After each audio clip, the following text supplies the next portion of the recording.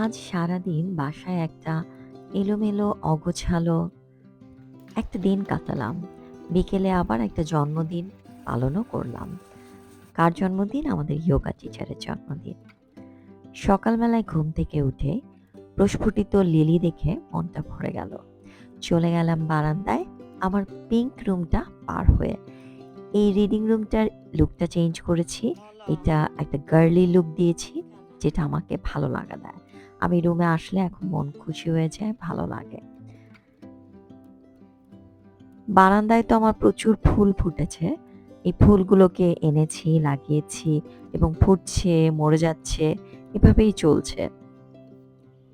Seasonal ফুল দিয়ে এই বাগানটা বা এই বারান্দাটা ভরিয়ে রাখবো বলে ঠিক করেছি। যেই সিজনে যেই ফুল পাওয়া যায় সেগুলোই রাখবো। চারিটার মধ্যেও বিভিন্ন ফুল দিয়েছি এবং ঘুম থেকে উঠে আপনি যদি এতগুলো রং দেখেন চোখের সামনে, চোখে যেমন আরাম হয় তেমন ভালো লাগা তৈরি করে। আমি ঘুম থেকে উঠে একটা ভালো লাগার অনুভূতি নিয়ে থাকতে চাই, সেই কারণেই এত কষ্ট করা। আমার বারান্দাটা আরো বড় হলে আরো অনেক কিছু করতাম। বারান্দা যেহেতু বড় না ছোট, তাই এটাকে মানে কোন রকমে সাজিয়েছি। আজকে সকালবেলায় ওটস খাইনি। অনেকদিন পর পরোটা আর আলু ভাজি খেলাম। আমার প্রিয় আলু ভাজি, যেটা খাওয়া আমি অলমোস্ট বন্ধ করে দিয়েছি। খেলাম প্রায় ১ মাস পরে।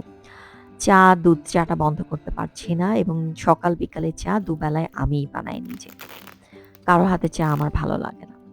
এরপর আমার ডেলিভারি আসলো ন্যাচারাল ডায়েট, যেগুলো অর্ডার করেছিলাম আমার বিজনেস পেজের জন্য। বেশ অনেকগুলো শাড়ি আসলো, সেগুলো খুলে এখন চেক করার পালা। এই কাজগুলো আসলে আমি খুব একটা ভ্লগে দেই না, কিন্তু বিজনেস পেজের প্রচুর কাজ থাকে, অনেক ধরনের কাজ থাকে।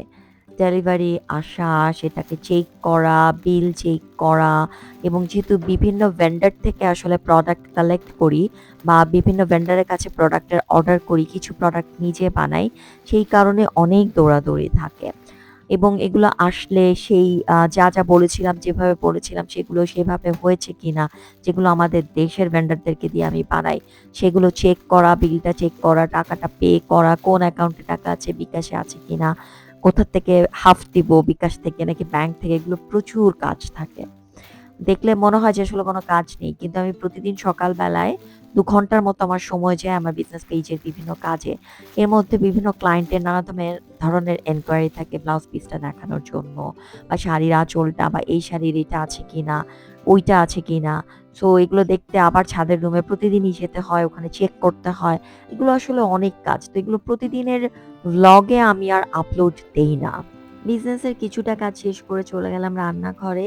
ছোট মাছের চচ্চড়ি হচ্ছে, সেটা একটু দেখলাম, রান্না করলাম, নাড়লাম চাড়লাম, বেগুন ভাজা হলো। আজকে অনেকদিন পরে এই ধরনের খাওয়া-দাওয়াগুলো হচ্ছে, যেগুলো একটু তেল দিয়ে করা। এরপরে আমি যেই নতুন বেডশিটগুলো ব্লক করিয়েছিলাম সেগুলোর ফটোশুট করলাম বেশ কয়েকটা। সেই ফটোশুট করে তারপর বাকি আবার কাজে ঝাঁপিয়ে পড়লাম। মানে কিছুটা কাজ আমি বিজনেসের করি, আবার কিছুটা কাজ সংসারের করি। এভাবে করেই আমি দুটোকে নিয়ে পাশাপাশি চলতে থাকি। ড্রয়িং রুমের লুকটা চেঞ্জ করেছি, সোফা চেঞ্জ করেছি। এখানকার সোফাটা দিয়েছি রিডিং রুমে আর এই জায়গায় একটা নতুন সোফা এনেছি। প্লাস আমার টেলিভিশন দেখার জায়গাটায় ওখানে যে সোফাটা ছিল সেটাও আমি চেঞ্জ করেছি। দুপাশেই আমি লেদারের সোফা দিয়েছি। আমার অনেক দিনের ইচ্ছে ছিল। সো মানে প্রপার ফার্নিচার আমার আসলে কখনো কেনা হয়নি। সবসময় একটার সাথে আরেকটা আ মানে ও যাই এরকম একটা কিনেছি। এইবার একটু ঠিকঠাক মতো সবকিছু কিনছি। সো রিডিং রুমের জানালাতে আমি প্রচুর গাছ রেখেছি, যেগুলো ছোট, ছোট ক্যাকটাস, একটু পাথরকুচি টাইপের গাছ, সেগুলোকে রেখেছি পুরো জানালাটা জুড়েই। আর কিছু আমার বিল্লিটাকে রেখেছি। কিছু সাজানোর জিনিসপত্র রেখেছি। অনলাইন ক্লাস করছে আমার ছেলে, যেহেতু আসলে ভোটের জন্য কয়েকদিন ধরেই অনলাইন ক্লাস হচ্ছে। সো তার ক্লাসটা পিছন থেকে একটু চুপ করে ভিডিও করলাম। জানালা খুলে দিলাম। একটু আলো বাতাস আসুক। এমনিতেই এই বাসায় প্রচুর আলো বাতাস আসে। আর বাতাস অনেক ঢুকে। আমার কেন যেন ঠান্ডা লাগে। এজন্য সব বন্ধ করে রাখি। এরপর একটা কেক বানালাম। যেহেতু ছেলে আছে, তার টিচার আসবে বিকেল বেলায় বা বিকেলে কি খাবে, সেই কারণে একটা কেক বানালাম। চলে গেলাম ছাদে। ওই যে বললাম যে আমার ছাদের রুমে রেগুলারই যেতে হয়, বিভিন্ন কাজ থাকে। সো ওই কাজ করতেই গিয়েছিলাম স্টুডিওতে। কাজ শেষ করে বাগানের কিছু ফুলের ভিডিও করলাম যেগুলো দেখতে ভালো লাগে। ছাদটাও যেহেতু আসলে মেইনটেইন করি আমি, তো অনেক কাজ ছাদে থাকে। গাছের কোনটাতে পানি আছে, মাটি শুকিয়ে গেছে কিনা, সার আছে কিনা, গাছগুলোর কী অবস্থা, কিছু কাটতে হবে কিনা, এগুলো চেক করতে যেতেই হয় ছাদে। বাসায় থাকলে যে আসলে বসে থাকা যায়, শুয়ে থাকা যায় তা না। সারাক্ষণই কাজের মধ্যে থাকতে হয় এবং একটা বড় ব্যস্ততায় সময় কাটে। আসলেই আমি সময় পাই না কোনো কিছু করার জন্য। এর মধ্যে আবার যেহেতু ঈদ, সো কোথায় ফেয়ার করব, কি করব, ফেয়ারের জন্য কথা বলা, সেখানে টাকা ট্রানজ্যাকশন করা, শেয়ারে নিব কিনা সেটার জন্য আবার পার্টনার খোঁজা, বহুত কাজ আছে, বহুত কাজ থাকে। বিকেল হয়ে গেল, বিকেলটা একটু সূর্য ডুবে যাচ্ছে। এরপরে আমি আবার আমি রেডি হয়েই ছাদে এসেছি। এখন চলে যাব ইয়োগা ক্লাসে।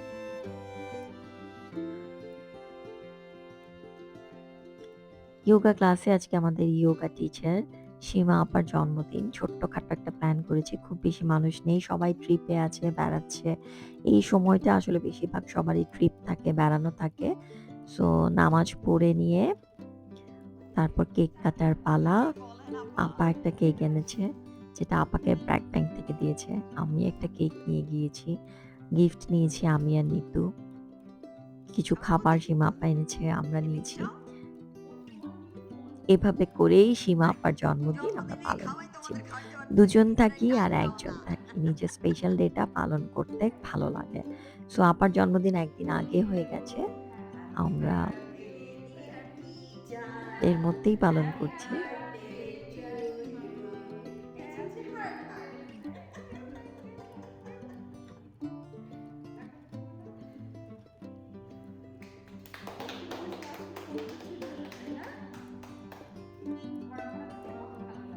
দুইটা আমি কত সৌভাগ্য আমার। ও বাচ্চা এটা ভিডিও করতে হবে। হ্যাপি বার্থডে টিচার লিখছে না টিচার। ও এটা আরো ইম্পর্টেন্ট। এটা ইম্পর্টেন্ট আমার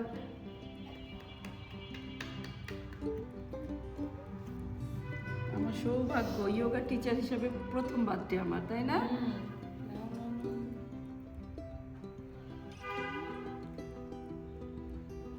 তোমরা দুজনে ধরো, আমি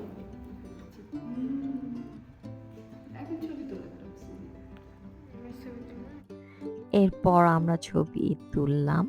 আপনার স্পেশাল ডেটা তে কেউ আপনাকে মনে করছে, কেউ আপনার জন্য কিছু করছে, কিছু আনছে, গিফট দিচ্ছে, কেক আনছে। এটা একটা ভীষণ ভালো লাগার বিষয়। আমার খুব ভালো লাগে। আর নিতু সবসময় প্রত্যেকের বার্থডেতে ফুল দেয় এবং সে খুব ফুলগুলোকে পিক করে আনে। প্রত্যেকটা ফুল সুন্দর। এরপর বাসায় ফিরে আসলাম। এসে দেখি আজকে সূর্য এবং চন্দ্র মনে হয় বিভিন্ন দিকে উঠেছে, কারণ আমার ছেলে পড়ার টেবিলে সে পড়তে বসেছে, ম্যাথ করছে। আমি খুবই অবাক হলাম। এরপর রান্নাঘরে চলে গেলাম। বললাম না আজকে ভাজাভাজি খাওয়ার দিন। আজকে তারপর মটরশুঁটি ভাজলাম। এগুলো কাল রাতে বসে আমি ছিলেছি টিভি দেখতে। সেই মটরশুঁটিগুলোকে ভেজে মুড়ি দিয়ে খাবো। এদিকে রুটি বানানো ছিল, সেটাকেই আবার চুলায় দিয়ে একটু সেঁকে নেওয়া হচ্ছে রাতের জন্য। আমার হাসব্যান্ড রুটি আর ভাজি খাবে। তো একেকজনের এক এক ধরনের রিকোয়ারমেন্ট, সেই অনুযায়ী খাবার হচ্ছে। ছেলের জন্য লাল ভাতটা ভেজে দিয়েছি। দুপুরে যেটা ছিল ওটাই একটু ভেজিটেবল দিয়ে ভেজে দিলাম। ও ভাতটা খাবে, আমার হাসব্যান্ড রুটি ভাজি খাবে। আমি কিছুই আর খাবো না। সো এইভাবে করেই খাবারের পালাটা শেষ হয় আমাদের সন্ধ্যাবেলায়। খুব একটা খাবারের বাড়তি কোনো আয়োজন থাকে না এখন আর। আমার রিডিং রুমটা তো এখন এরকম করে সাজিয়েছি পুরো গার্লি। এভাবে করেই একটা ব্যস্ততম দিন পার করলাম। এলোমেলো আবোল তাবোল ব্যস্ততম আমার একটি ছোট দিন।